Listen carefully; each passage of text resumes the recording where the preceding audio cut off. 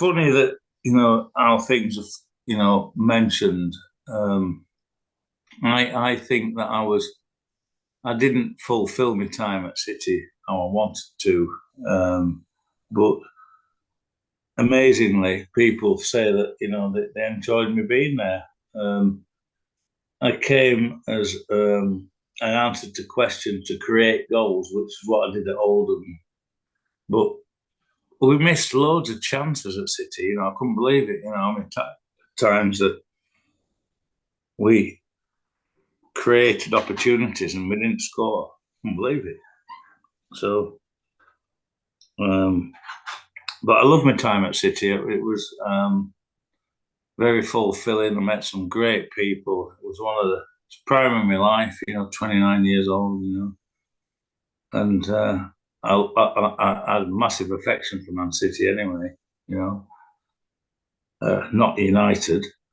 Um, so it was a dream come true, but it just didn't quite work out.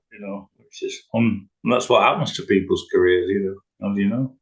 It was all down to Joe Royle, I suppose, wasn't it? And the great era you had at Oldham before you came.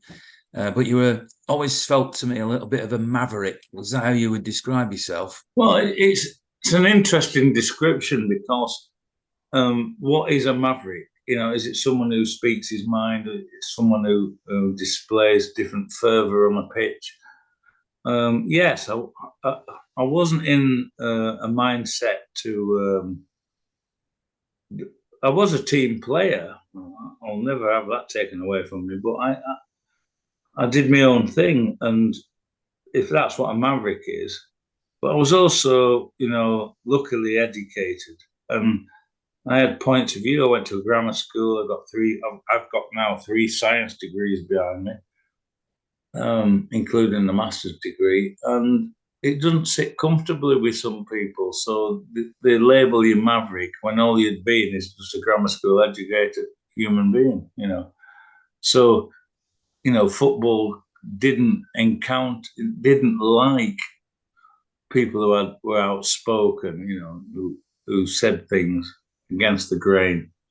And I fell out with lots of people, not deliberately, but I just couldn't understand their thinking. Like Alan Hardy, who's a really good friend, he's a really nice bloke. But when we come on to football matters, he's the CEO and still incumbent, something like Oldham. I saw him the other night when we played Halifax, lost.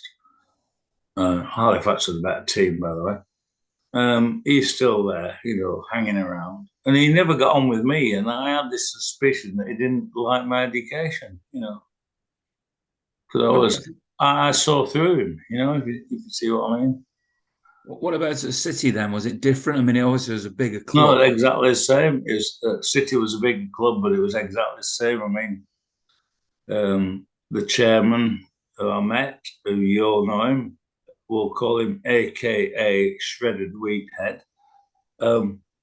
He said to me, You've come to solve my problems, have you?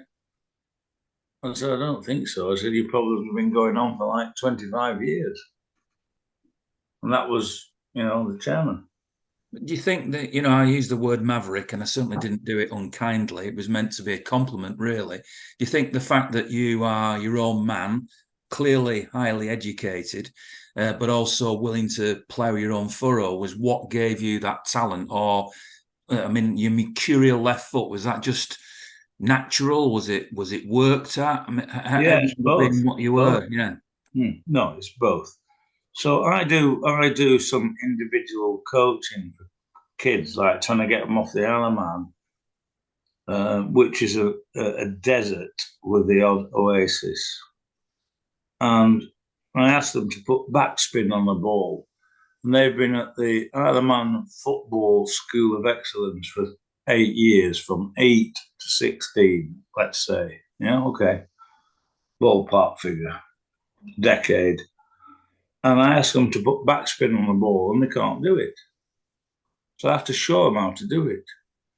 And it's really it's dispiriting, really. And when I was at Watford, I bumped into this fantastic genius called Glyn Hodges. who was one of the best left wingers this country's, well, Britain is Welsh, origin, but played for Wales, but I mean he's South London origin. And I spent a lot of time with him. We used to go out on the pitch, me, him, Neil Redfern, um, one or two others, and we would spend hours hitting balls with different types of spin. Yeah. So we'd put backspin on it, top spin, left to right spin, right to left spin.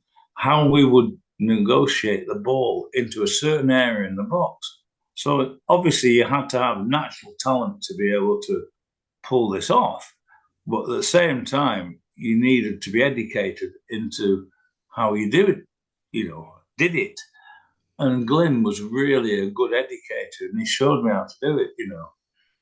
And I latched onto it pretty quickly with my sports science stuff I was doing at Carnegie. And I worked out how every cross is slightly different. You've got to maybe hit it with backspin so it hangs up in the air so that the likes of Dave Bamber or Paul Wilkinson can get time to go around the back and head it in, or you put it along the floor so Roger Palmer can just sneak in and tap it in. You work out these scenarios, and the more that we did it, the more it dawned on me that that was the important ingredients into working it out as a winger. You didn't just cross it; you did it with some substance, and that's probably where I learned it from. Glenn Hodges was a fantastic guy. He still is. When you I'm watch seeing very just like. when you watch the modern Manchester City, who are currently the European champions, Premier League champions, and regarded as one of the best teams ever, do you see that worked at talent among the players? Is that down to the coaching? And obviously that's something So. anyway. Is it Yeah. down to natural talent? And do you admire the sort of way that I football is massively going? listen. There's no way I'm decrying the modern player. I mean, I think they're as good as we were. And my go-to get to is Argentina because they produce the greatest players of all time. They do. Mario Kempes, Diego Maradona, Lionel Messi, Julian Alves. Now and they produce these fantastic, talented people, but they still need direction. And so they've had really good people behind them. I mean, Scaloni's obviously very talented in his man management, but they had Bellardo, they had Carlos Menotti. They seem to get the best out of these fantastic talents. And I just think we fall short of that somehow. We don't, you know, Paul Gascoigne's George Best, I know, is Northern Ireland, but do we get the best out of them? But Argentina seem to produce it. All right, they went 36 years without winning a World Cup, but I can see them winning the next World Cup. They're that good. So the way I look at football is, it's 90% nurture, but find the talent, which is 10%, and try and impress upon them, which Argentina do. And we're trying to do with the women's game is great, the importance of getting it done properly. And when I watch Man City, I see a very accomplished team, but I do worry about them that they're not quite. I mean, they can't sell Alvarez. There's no way they can sell him. If De Bruyne goes, we've got to find someone else in there, sort of a talent that can pass the ball and mix. I mean, they were passing it about so much, it was infuriating at the back. They need to get forward and do what Argentina do and attack, So I'm a bit worried about them. I don't know if they're going to win the league, to be honest, this year, but hopefully they will. A bit. When you look at a player like Cole Palmer, who's a much discussed player at the moment, and he's a Mm. winger. Obviously, he's a left-footed player. You were left-footed, but you played down the left for City, and now the fashion is to play as an inverted winger. And I see Palmer, who I've watched through the youth teams, etc., as a Yeah. raw talent.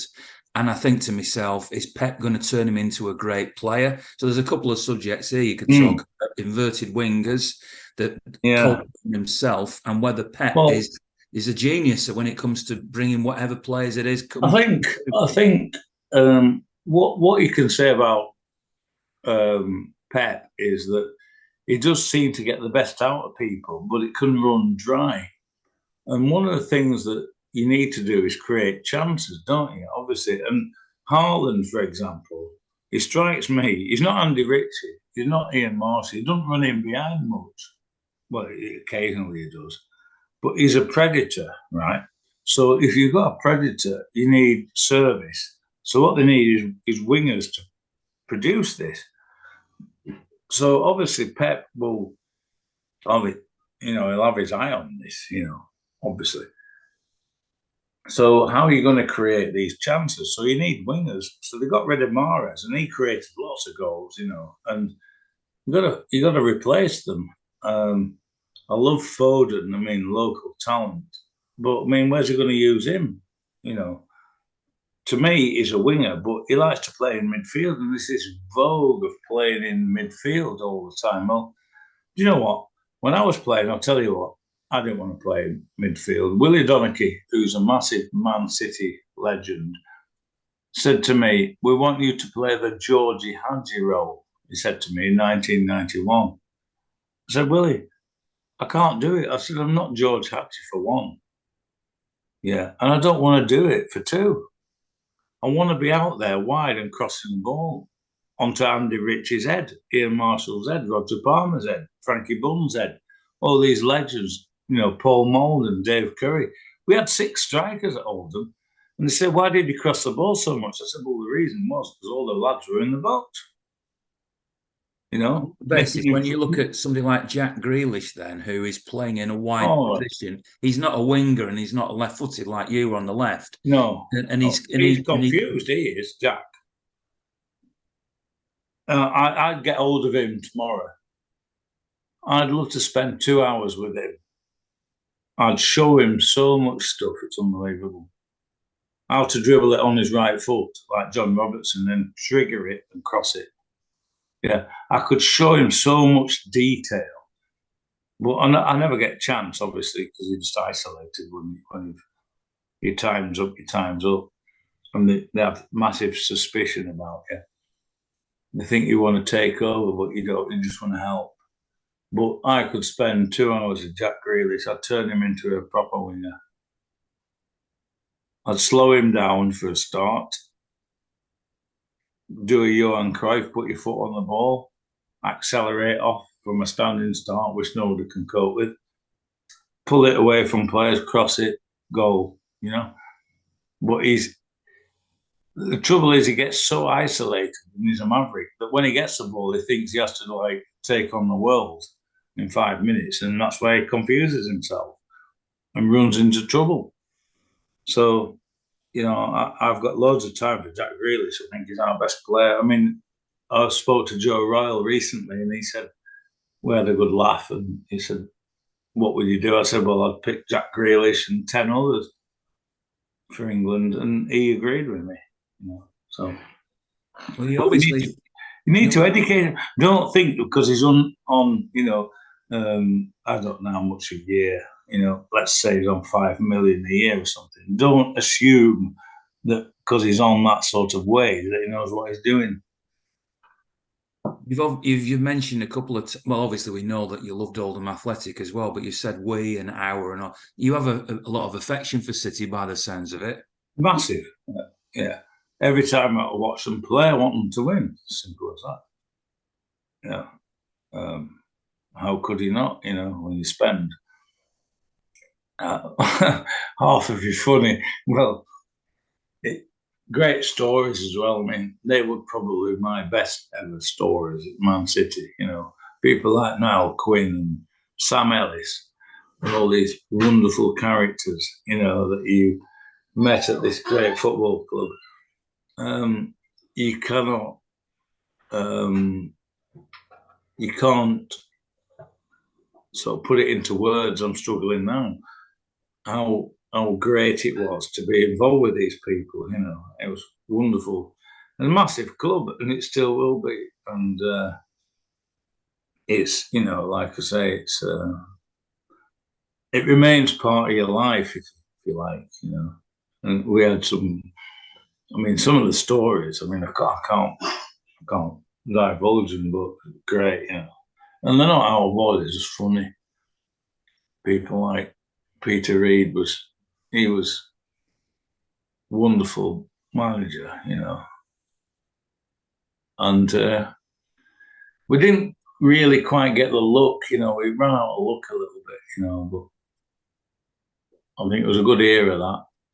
But like I say, going back to it, I look for City's result every time. Whether they'll win the league this year, I think they probably will, but hopefully.